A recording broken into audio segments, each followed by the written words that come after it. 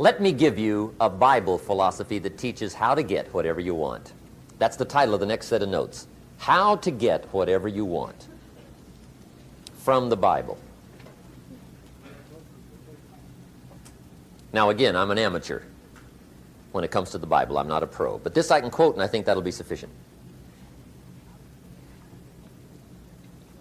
How to get whatever you want. Here's what it says if you're ready. It says, ask,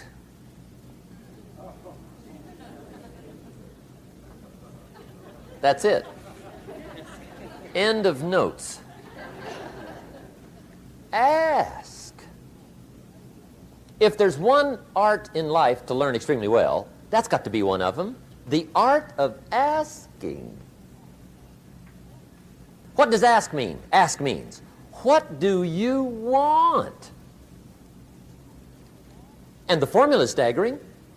It says ask and what? A guy ought to look into that.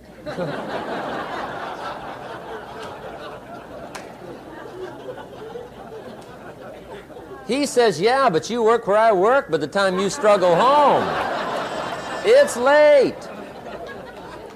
You got to eat a bite of supper, watch a little TV, get to bed. You can't sit up half the night. Ask, ask, ask. And the guys behind. See, you've got to be better than a good worker. You've got to be a good asker. Life will pay whatever price you ask of it. But you know what's interesting?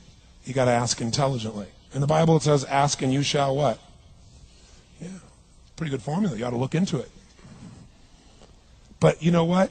It says, ask and you shall receive, but I'm sure it meant ask intelligently. I'm sure that's what God meant. I'm sure he didn't mean bitch and you will receive. Whine and you will receive. I don't think that was the instruction. Now, if you were going to ask intelligently, there might be 5 elements of that. Number one, you'd have to ask specifically, wouldn't you? You wouldn't ask in a general way. People do it all the time. They go, I want more money. Fine, here's $1. Get out of here. Very often, you're getting what you're asking for. You're just not aware of how general you're asking.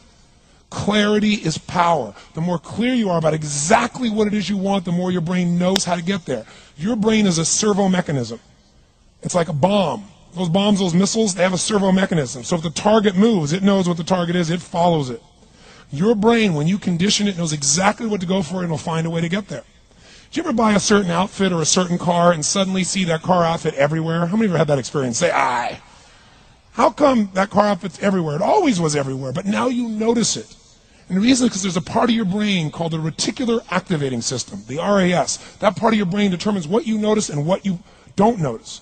Your brain spends most of its time trying to make sure you don't notice because you'll go crazy if you notice everything. But when you decide what's most important to you, your brain goes after it. Everyone I know who's successful builds what I call an RPM plan. An RPM is built on the metaphor that the way to get from where you are to where do you want to go to the fastest is you got to build power, like in a car, RPMs. And the R stands for they know the result they're after. They know what they want precisely. If you don't know exactly what you want or you let yourself get beyond that into something general, you're not going to achieve it. Clarity is power. You've got to know the specific result you're after. What do you want? If you can't answer that question right now in your personal life, in your body, in your relationships, in your finances, in your spirituality, then you're not going to be as fulfilled as you want to be. Now let me give you 3 key points on asking and receiving. This can do it. Number 1, asking is the beginning of receiving. Asking starts a unique process, mental and emotional. I don't even know how it works. All I know is it works. It's like pushing a button and all this machinery starts working. I don't know how. It just works. There's a lot of things you don't need to know how. Just work them. Some people are always studying the roots. Others are picking the fruit. I mean, it depends on what end of it you want in on.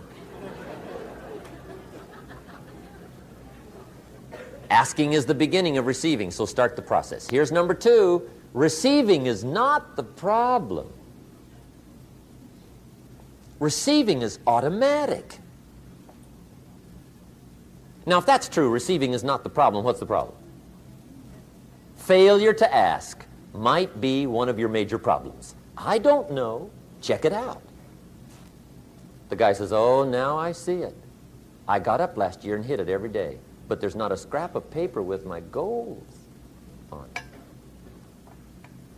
Good worker, poor asker. So you got to change that. Here's number 3. Receiving is like the ocean. There's plenty, especially in California. It's like an ocean here.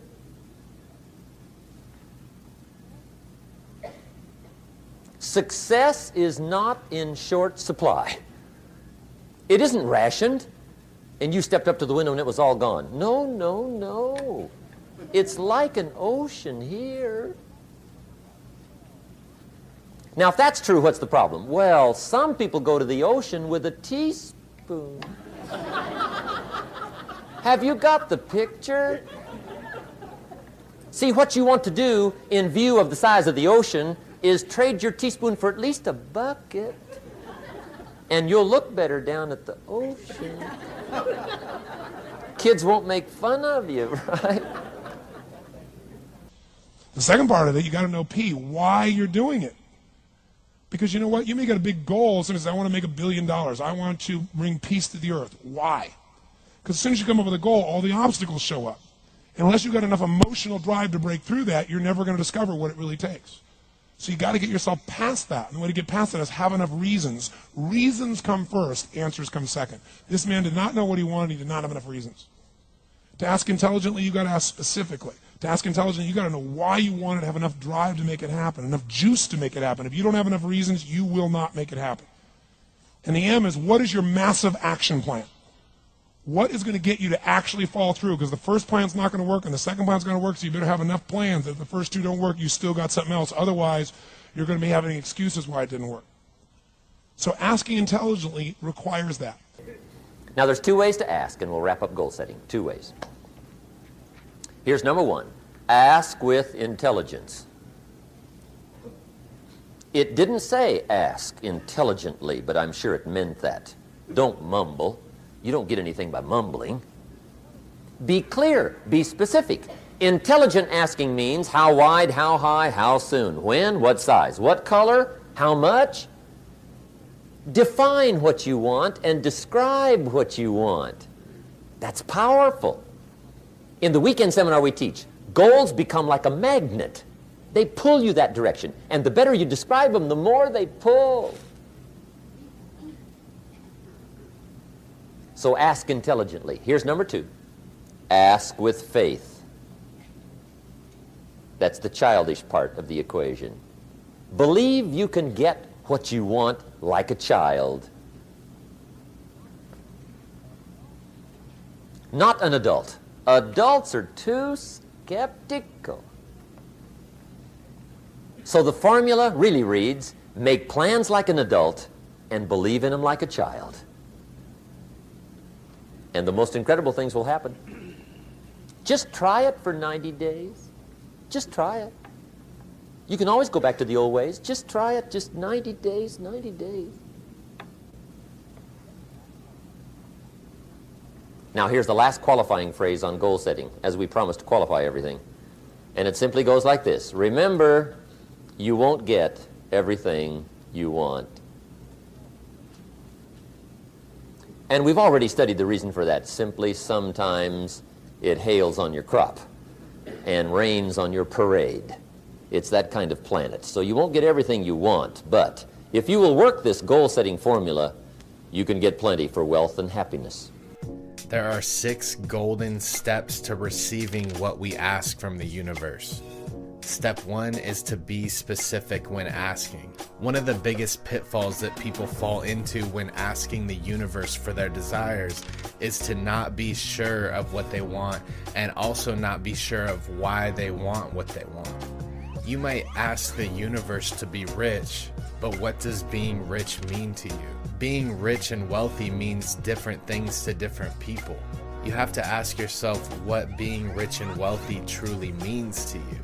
Is it a certain amount in your bank account? Is it a certain salary? Is it being able to take X amount of holidays per year? Is it being able to support a family and live comfortably? It's crucial to identify what the outcome looks like to you. It's important when going through this process of identifying your desires and figuring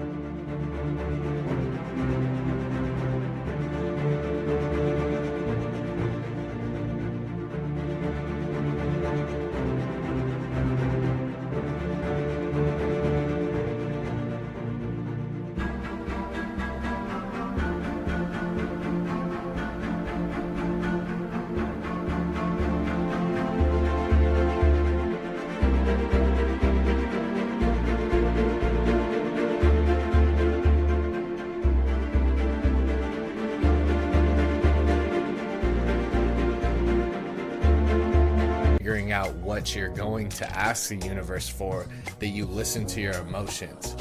If you're not supercharged with momentum and motivation once you begin to think of these desires, then they might not be the right ones for you. Try to envision your desired future with all of the details that you can muster. This will allow you to be specific. This will allow you to understand what it will take to get there. Step 2 of the manifestation process is to ask and then let it go. Once you've asked the universe for something, it's time to let it go, relax, and go about your daily life. The response that we'll be looking for exists outside of our mind, so there's no use in dwelling upon it. Simply make your request to the universe and then go about your business.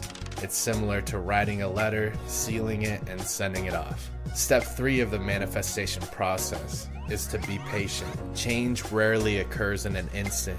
It takes time for the universe to respond and create the ideal environment for you. It's a gradual process, and it takes trusting in this process to truly push out to the other side. Being impatient with the universe will only impede this process. It will also interfere with the process of gratitude, which is the process in which supercharges manifestation. Step number 4 of the manifestation process is to watch for the signs. The universe's response will not always be obvious. We'll have to keep our eyes open for opportunities and situations that we can leverage to take us further down our path to success. For instance, if our request is for a new job is rarely going to pop up out of the blue. We must tune our thought frequencies to be more aware of the opportunities in front of us. Also, during the process of being aware of opportunities, realize that we must continue to take actions forward. Remember that opportunity favors action. We must keep our momentum going forward and keep taking one step at a time towards our ultimate desires. We must take advantage of the opportunities that come across and then work them and figure out quickly if they're serving us or not. It's through this process of trial and error that we'll truly find the right path for us. Step 5 of the manifestation process is to trust that the universe will know what's right for you. Oftentimes, the environments and the situations that the universe presents to us doesn't directly align with what we first set out to do, but it ends up being what was truly right for us. For example, think of an individual that wants to change the world, who has high ambitions to have a huge impact on the world around them. They reach a certain level of success and they become complacent, and they stay.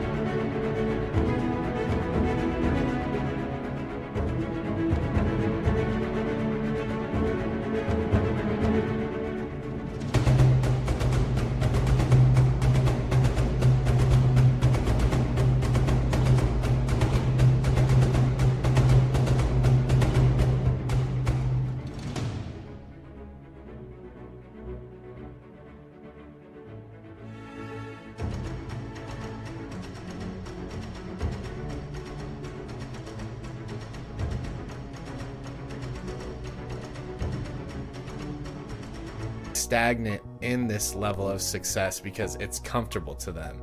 The universe will then make the situations uncomfortable for that person in order to push them to fulfill their true potential that they know that they always had and that they carried within themselves. Sometimes what we think is the ideal situation and what truly is are two different things.